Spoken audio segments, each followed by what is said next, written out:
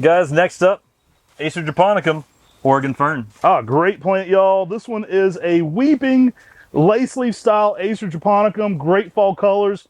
I love this one in the fall. It goes full Hulkamania. You typically get crazy yellows and reds all throughout this tree, so it looks just wild in the fall. This one's a great candidate for the container garden. I do recommend some late day shade on this one in your heavier, hotter zones, but it's going to work zones 5 through 9 and just make more of a low doming and presence to it. So this is actually a selection by J.D. Vertrees, the guy who wrote the book on Japanese maples himself. And for a nice mounding, weeping Acer japonicum, this is an extraordinary tree for the landscape and garden. It's named by the guy who wrote the book on Japanese maple, so obviously it's going to be a great tree.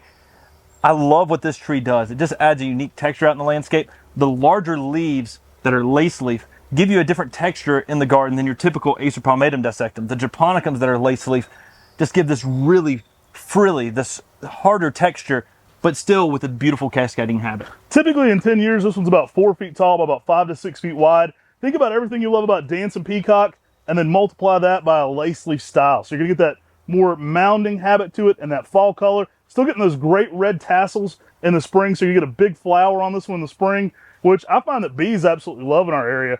So it's a great plant for the environment as well, but I think you're gonna love Acer japonicums. Oregon Fern shows out, y'all. Also, it's a great one for the container garden.